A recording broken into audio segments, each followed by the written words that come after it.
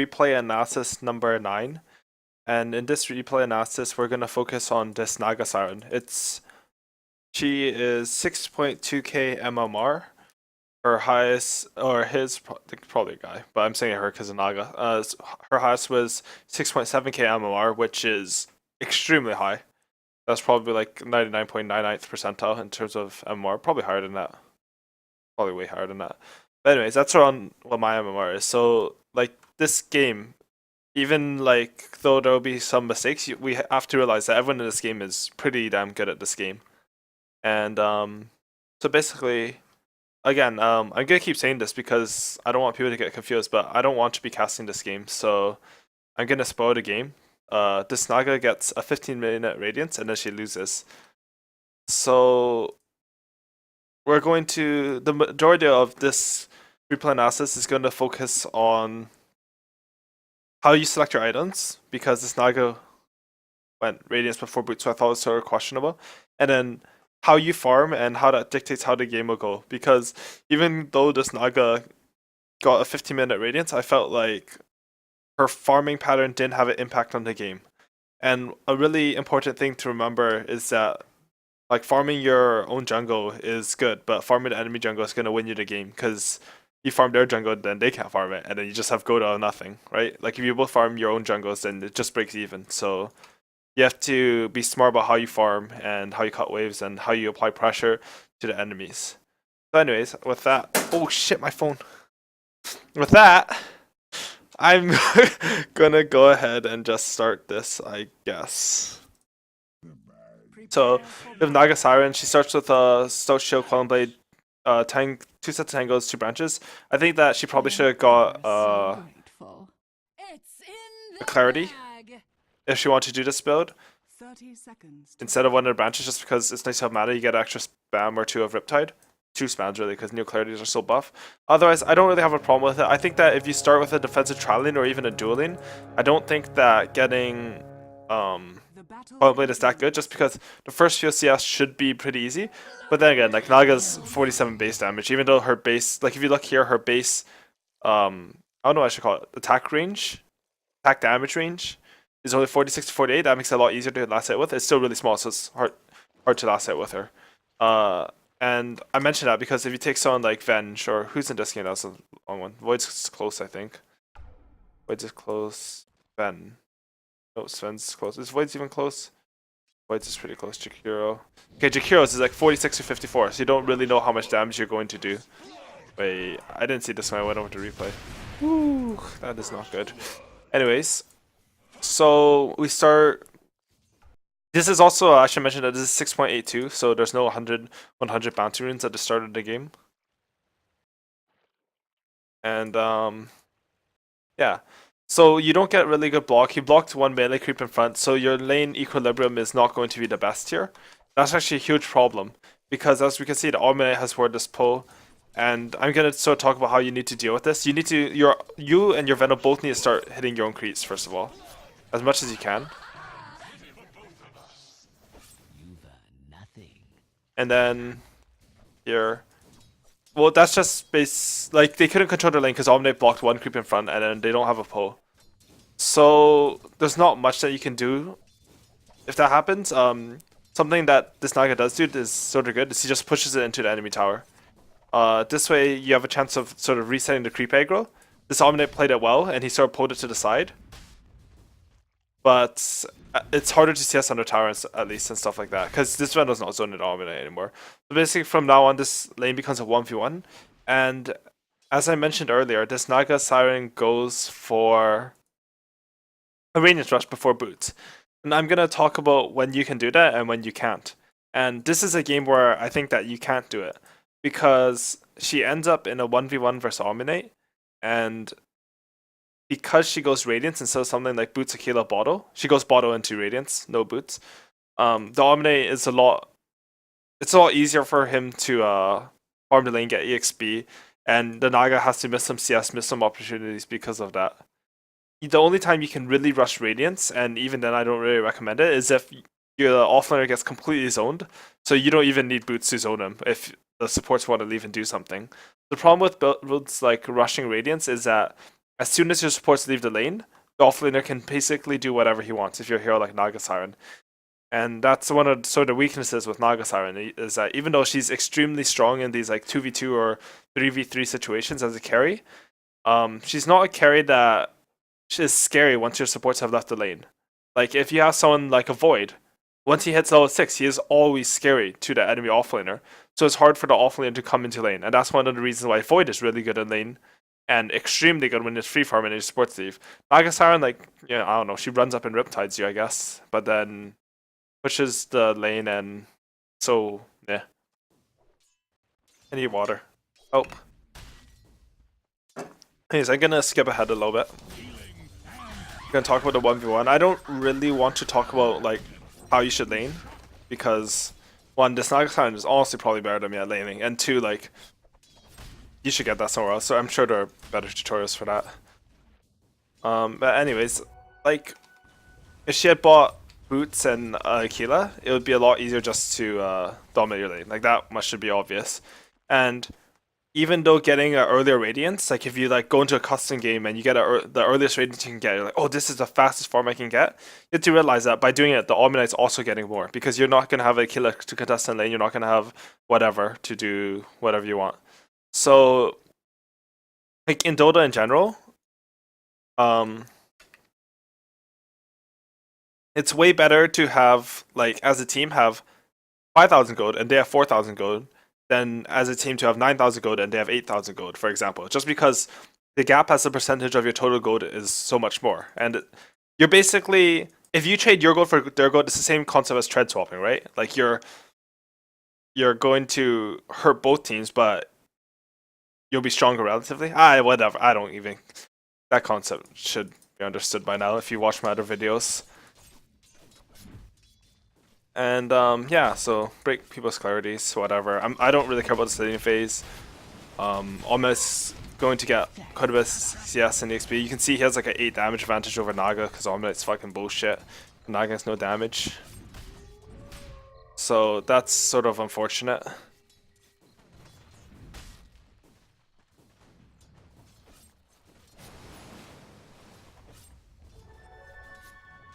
Anyways, I mean, the Naga's good enough in lane. Like, anything that happens in lane is not something I would want to really go over in a replay analysis, because it's like, oh, I missed the last hit. Like, you don't learn anything from that, right? Like, you want to focus on decisions and stuff that you can really learn from.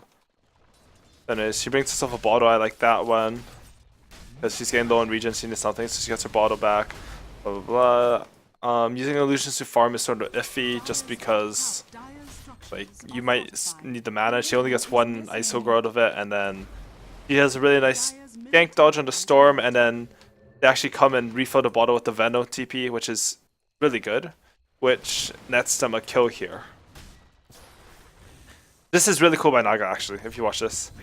So you need hotkeys for skill up, and then like and then using it. It's really important to have something like that, and just because she has that, like mine is ZX, for example, for skill up stat, or if I want to skill net, it'd be ZW, and then you cast a W on him for a quick net. And like, it's small, but it happens a lot to me where like I level up to 6 by using a skill, and I skill up my ulti right away, and I killed him with it in lane. Like that's one way to get a really easy kill. And it's like taking advantage of I don't know, take advantage of them not suspecting it. So as a safe laner Naga, if you have good support, you sort of have the option to also go for, you can go Aquila or Mana Boots or Soul Ring, or any combination of that. With the new bottle, with the new like runes, with the bounty rune every 2 minutes, I think Soul Ring's pretty good. I think Arcane Boots are fine. I stopped liking Arcane Boots as much just because of the new rune means that you can get off mana. I think just Aquila bottle is fine this patch. I don't think you need Soul Ring. It's not that bad to get, but the travel spell from the cooldown and the new runes make it so that mana usually is less of an issue than it was in previous patches. So anyways, you just farm in the lane, this is a good job. Farm jungle. You can't, there's another problem, like he has this relic on Curry already, which is sort of ridiculous, right? For an unsupported Naga, he's farming extremely well because he was basically in a 1v1. But like, I don't know. It's you need movement speed to farm with your Radiance.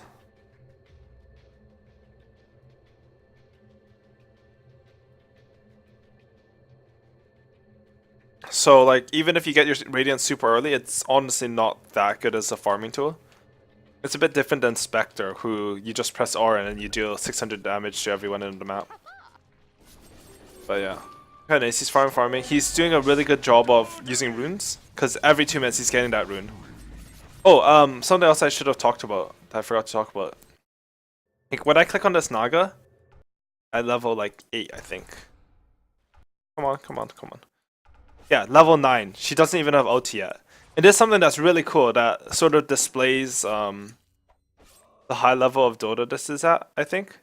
Because it's sort of natural to just take your ulti at 6, but Naga's ult at 6 honestly isn't that good. It's like a get out of jail free card, but most people when they gank Naga, they basically, at this level, they'll either assume you have ulti so they can't kill you, or they'll bring enough to kill you regardless of ulti. So they can, like, they'd only kill him with a chrono. Like, they can get the chrono off before he sleeps and then burst him in that. And the sleep won't help you at all there. So taking an extra point, you need a point in that in lane, I think. Getting an extra point in mirror image will help you farm a bit more, just because it's more the illusions take a lot less damage, they do a bit more damage. I know it got nerfed, but it still matters a lot. And then having extra point in Riptide helps you farm faster, stuff like that. So that's sort of cool. Anyways, let's skip ahead here to when he gets his Radiance. So the biggest criticism I have for this Naga is that he doesn't really use his illusions to creep skip, I guess I should say. He uses runes really, really well. Like, he checks every rune, which is really, really amazing. But he's basically farming in like what I would call like a pre-miracle Naga style. It's like these two illusions, if they run into this void, but you shouldn't care about them. You should just keep running here, and you would get this wave here. And then since this wave will push in, like there's these 3 creeps would die, this wave will push in, this creep's already dead. Maybe the wagon's still there. They would kill the wagon, and then they'd be hitting mid tower. Instead of them being able to come down here like this, you see they're like where are their heroes right now? Void bottom, Walk bottom, DC bottom, Storm is mid. So instead of them being able to be here, this example sucks because Storm would have just been mid anyways. But imagine if he was around bottom already still. You would have forced someone to show at this tower just by creep skipping this wave, and you would have got 5 creeps, which is like 250 gold. So that would have been really good. Ooh, my phone, I'm popular. Never mind, it's not important. So that would have been really important. And then they wouldn't be able to like 5-man to 4-man, in this case this tower as well. So the reason why creep skipping is so good is not just because it's a very efficient way of getting farm. 5 creeps, 250 gold. Like, there's no jungle camp that's 250 gold, first of all. And it's easier to kill because creeps are only 10 ticks in your radiance plus a hit from the illusion each or whatever. It's 50 per second. So, okay, fine, whatever. Like 12 ticks in your radiance because no one micros their thing to hit it, or like 6 hits in a Riptide. But anyways, it's way more efficient than killing these because these are like double the HP.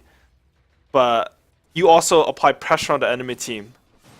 So if you don't apply pressure, stuff like this can happen. If they had, for example, if they had pressure on this tower, at least they would have got this tower down to like 150 HP or even killed the tower because they took this tower from full. And if we look back here, like Quap was sort of pressuring it, but it wasn't fast enough, you know? This pressure had to be faster if you know that they're going for this. And you need to be like going ham on it basically. And then at the very worst, you'll force someone to TP up here, and then you can maybe defend this tower, or you can like set up a smoke gank for this guy since the next TPs are going to be 5 seconds and stuff like that.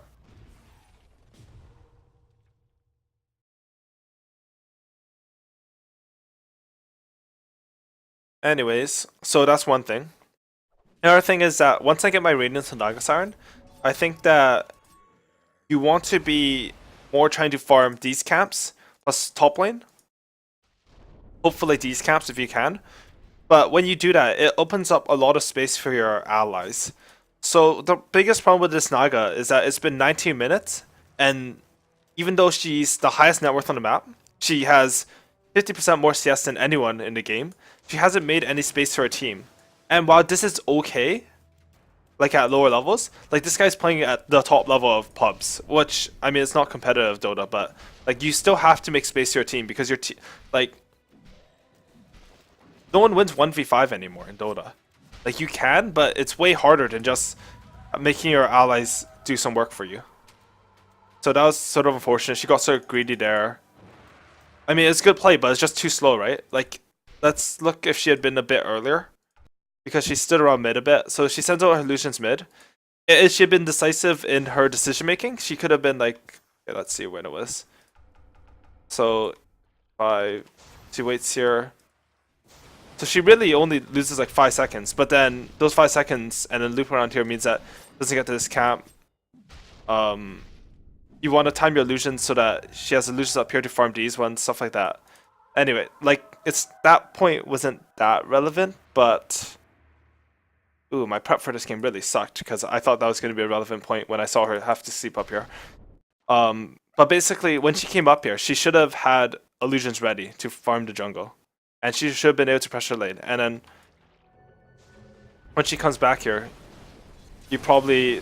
So she comes back up here, which I really like. And then she sort of messes with the void. She's pressuring top tower. See, at 21 minutes, this is when she first starts making space. It's sort of unfortunate that she doesn't have sleep up. But what can you do? And I really like how she's, you know, she's trying to maximize her farm here.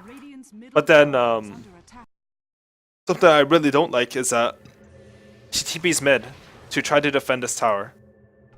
So instead of just continuously farming, which, and Nagasiren's not good at fighting for a long time. If she had just kept going here, she would have got it this way. So 250 gold. Yes, Quap takes it, but maybe Quap should be back there. Or Naga could TP towards bottom. She would have got 250 gold here. She would have got this camp, these camps, so that's another 200, 250, 450. I'm gonna say this is like 150. This isn't 200, but whatever. For sake of argument, she lost 750 gold by TPing back here, and when she TPs back here, she just goes to heal. So that's my 750 gold basically, and if they ever farm the camps, which they do, it's not just like, so if he got 200 gold from that camp, it's not just my 750. He also basically gave the other team 200 gold. And that is not good, right? Anyways, he gets to clear his jungle with his illusions, which is really good. Just a lot. It's really important to make sure like how you farm. It's going to disrupt the enemy team's farm. That's just how it is, I guess. Anyways, blah blah blah. Nagasiren. Try to send illusions. I really didn't like this TP. He actually already could have had an illusion there. It TP's here and then he has to go home. That one was very farm losing. He gets a good illusion cast out of it, but like, I don't know, TPing down here. Whereas you do want to try to, again, play around the enemy's jungle. Queen of Pain's playing around here, which is nice, but she doesn't get to farm any of these camps again. And then, yeah. So Naga, again, she's trying to defend the tower. It is the same problem. If she had been up here, she would have probably got top tower by now. She would have got these ways, she would have got this again. She's losing a lot of gold. They can't defend this tower. You know they can't defend it because, you know, they have Warlock Rock, they have a Necro Book, they have, like, Void, they have bullshit teamfight, they have Aegis, I think, right? Yeah, they have Aegis and Store with Orchid. It's impossible to defend the tower.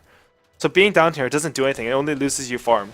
Instead, if he had been up there, he would have been farming, he could have cut the mid wave, this tower would have taken another like 400 damage, he could have cut this wave, he could have cut this wave, would have got these camps. Again, that's a lot of farm missing. And I've said this before, but like one of the most beautiful things about Dota, I think, is like just like TV scrolls or like Boots of Travel or whatever. Because what Boots of Travel means is that, okay, I want to say this Quap is doing a good job at it, but it should have been a Naga. Which is sometimes unfortunate because you aren't as coordinated in pubs, but in a like a scrim or something, you should be coordinated like this, where the Naga's up there. But anyways, back to the TP thing, is that 3 or 4 people can defend this tower, stall them, make sure that they can't just push out like 1 or 2 people. You're able to sort of keep them there and threaten them while you farm out the map. If there's no such thing as TP scroll, you would literally have 5 heroes here hitting this, and if you don't have 5 heroes here, they would just keep hitting it, and then you would have to have 5 heroes here, otherwise you just forfeit the tower basically, and it's very easy for them to commit.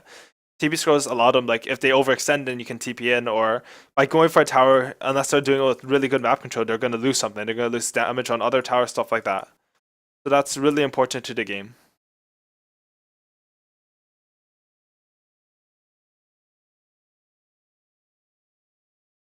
Anyways, the Naga Siren. So she has her Manta style now. And she's team fighting a lot, but I mean, it's sort of okay. I think that in a game like this, you have to decide whether you can team fight the enemy team, and this game the answer is probably no. If you can trade out some ultimates like this and get your like Naga sleep off and then just mess with the enemy team, it's not too bad, but like the reason why Naga is a strong carry is not because she's better with 6 slots. Like honestly, I think Storm is better with 6 slots than the Naga Siren is. If you're looking at a pure fight, like Storm will destroy an enemy team just as well as Naga was with proper itemization at 6 slots. Or Void. Void will probably be better than Naga if they're both 6 slots. The reason why Naga's strong is because she's supposed to reach 6 slots much faster than the enemy carries are. So you can see here, like the enemy team has had, I would say, like they've had an okay lead this game in terms of map control. And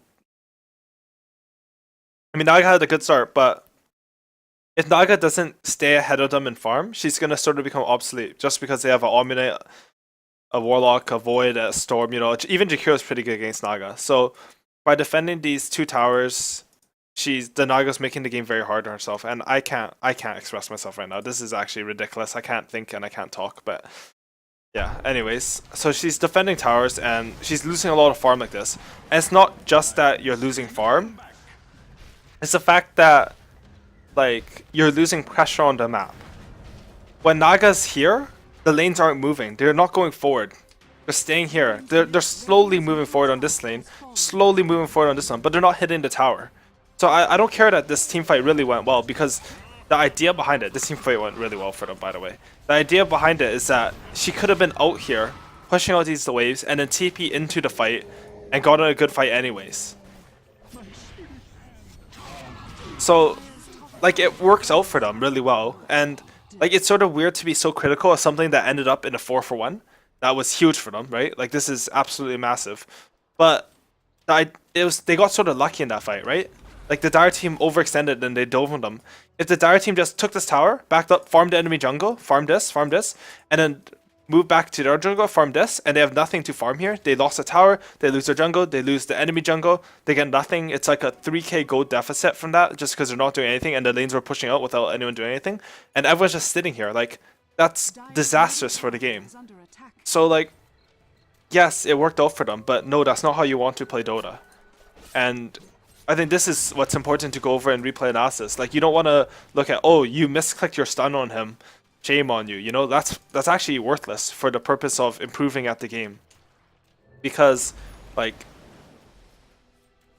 every time you tell someone, hey, you should have changed something, they'll be like, I know, right? Like, you can't argue with, you should have clicked your button better. And it doesn't make sense to try to improve on that by watching replays. It makes sense to try to improve on that in general for getting better at Dota, but it's not something you have to watch replays for, you know? So again, anyways, you need to make sure she cuts the wave. So she cuts this wave. This is really good. This is really good. You need to micro a bit better so you get the full creep wave. That's minus 150 gold. She cuts the wave. And then now, you see, look. If she cut these 3 creeps, they actually have no creep wave. And this push is done. She could have cut this wave and then stayed out here. Cut this wave. Cut this wave. Miracle would have cut this wave, and this wave. And then, like, yes, your team's having trouble defending, but so what? Like, they can't kill your base because it now has backdoor protection. It has backdoor protection right now. And the creeps, this wave should have been cut. It should have had backdoor protection earlier if those 3 creeps died earlier. And then, like, what's the enemy team gonna do? They're standing 5 here. There are 4 heroes on your team dead, even though you came back. So let's assume that if you don't come back, you're gonna have 4 heroes dead on your team. But then there are 5 heroes. They're sitting here. All the creep waves are cut. You farm part of your jungle, and it doesn't matter. Like, nothing matters if you cut the creep waves and you can't reach your base. Plus, while they're sitting here, you just made like 1,000 something gold from the waves and part of the jungle, and your base is safe. So there's basically ways of, it's one of the ways of defending your base without being there to defend your base, I guess. And that's what's important about pressure. So I keep saying pressure, and I don't think I'm explaining it well enough. Like pressure is basically something that makes the enemy team react and have to move around the map. So one of the problems with this Naga Siren is that she hasn't exerted any pressure on the enemy team. I've never seen her illusions skip creep waves, or get creep waves, or hit creep waves to a tower so the enemy has to TP down here. It was done to an extent at bottom here, before this, but like it's too late, you know? It had to be like while they're basically at your base. So yeah, she's pressuring this now. See, this is good pressure. She forced a couple TPs. Now 3 heroes are showing us up bottom. Your team feels a lot safer up top. It helps a lot in that way. But it had to be earlier and it had to be better. And that's how you have to win a game like this. And I would say like if the Naga had exerted proper pressure, all the enemy's heroes would be slightly lower farm, and most cases you're like at the same farm and then they're each minus 1,000 or something, which is really good. But this case you would even have more farm. And we didn't lose this game, by the way, as a spoiler. But that's basically what lost them this game. It was just Naga got really big, but she took space from her team and she didn't create any space for her team. And it's not just that all the enemy teams will be 1,000 lower. It's some of your heroes would probably be 500 higher. I know Queen of Pain for sure would be more farmed than this, and so would like Venomancer and Sven and Lina and everyone. Because when you farm this portion of the map, the safe like when we talk about Dota, this is like which half of the map is safer if we divide it along the river. Like it's going to be your half, right? Because your towers are there, more of your allies are there. You know, you spend probably 70-80% of your time on your side of the map. So every time you take farm from their side of the map, it means that you're not taking farm from your side of the map, which your allies can get.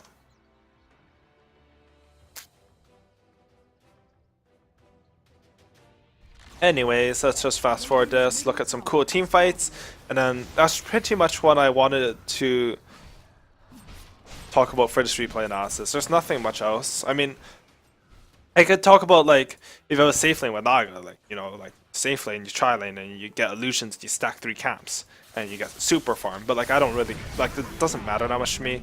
You also say don't run into fights like this because you're crazy, and then you die and you have to buy back, and that is not good. There's one more thing I'd like to talk about this game that was sort of cool. It's I mean, let's see. So Void.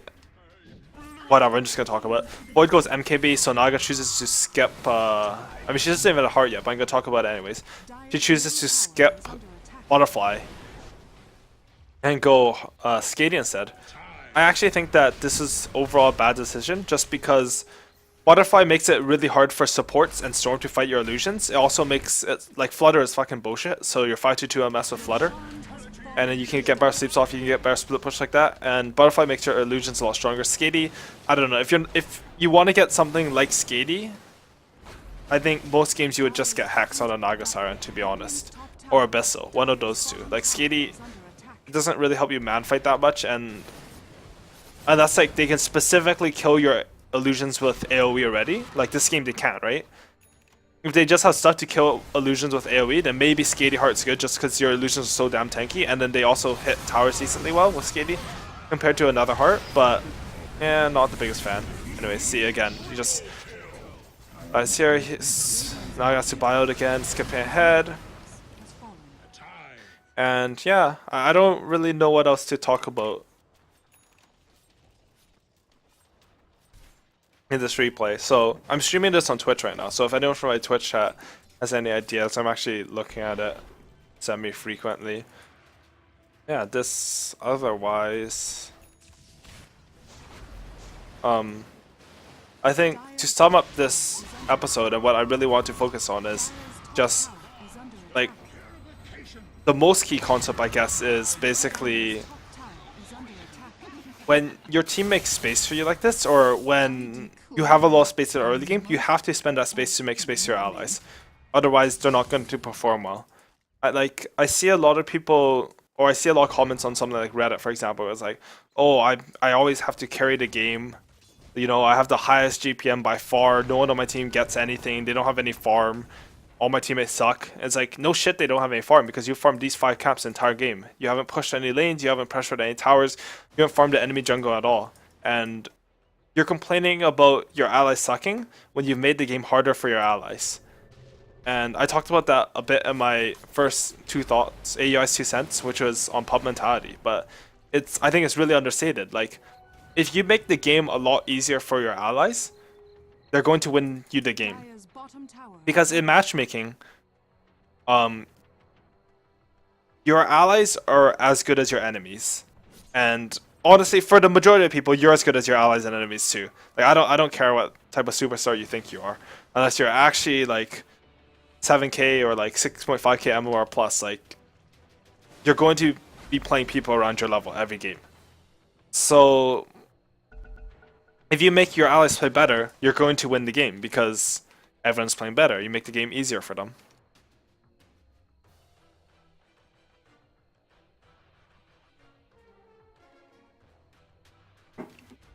And something that Stranix3 said in my Twitch chat is like, in terms of pressure, if you farm on the enemy side of the map, if you farm on the enemy map, does not automatically reduce the farm on the enemy heroes. I'm not too sure if the question is like, does that not automatically reduce the farm? Which, like, it sort of does, but they can also be farming your jungle. But like, if your allies create good pressure and get up to your tower, it's really hard to farm your jungle. Or if you cut waves and then farm your enemy jungle, it's the best because then like they're back here trying to defend your waves. You know, they're not in your jungle. So it doesn't automatically make them have less gold, but it creates a scenario where it's likely for them to have less gold because if you understand Dota and pubs, it's very likely that the enemy team won't understand the game as well as you. If you can understand the concept of like going into your jungle, farming that, and then they won't really farm your jungle as much, you know, because they're trying to farm their jungle and it's already farmed. They're like, oh no, what do I do? And it's disaster, and then you win.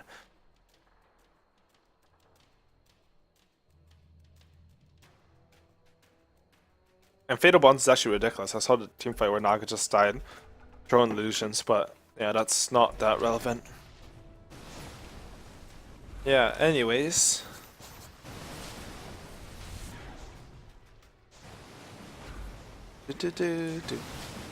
This game's over, by the way. They cannot win at this point, I believe. Maybe they can, but like it's extremely hard, so like just look at Sven's farm. Look at Venom's farm. No space made. Can't get diffusal blades. You know. Oh, the good stuff. Buyback for Naga soon, I think, and then Turn on them should probably kill 2. Okay. They killed Naga, never mind. Haha, Rafa.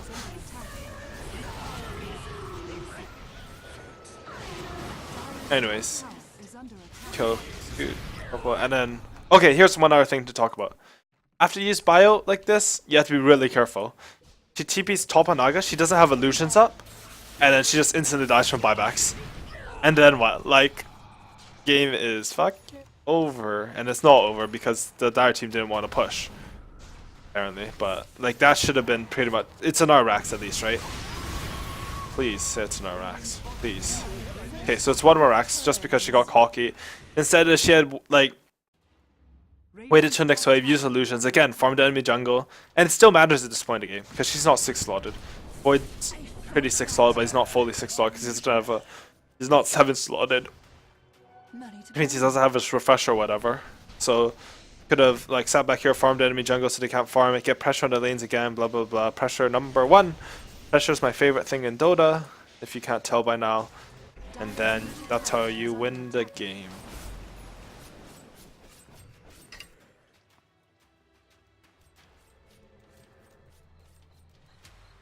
Yeah, vision is really important in Dota. I'll talk about this. I don't know if I can ever talk about vision in And I'm answering questions to Twitch chat. Sorry to anyone who views this on YouTube.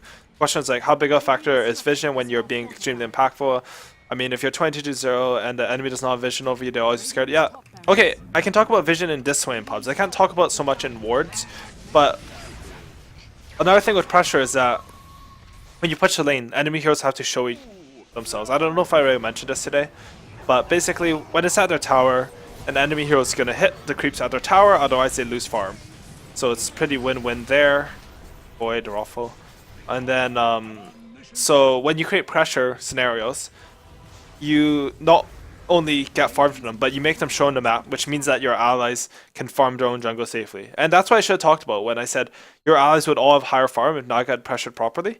I should have talked about how if she had pressured properly, like the Void or the Storm would have had to show, and then their allies can farm the jungle, which would have now been open because you're farming aggressively.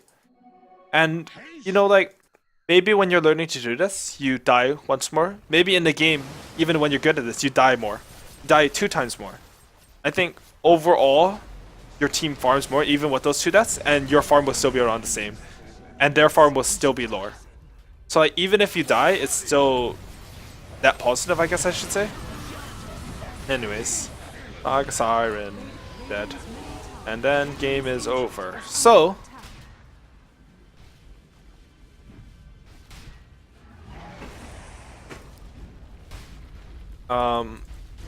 anyways, that is replay analysis number 9.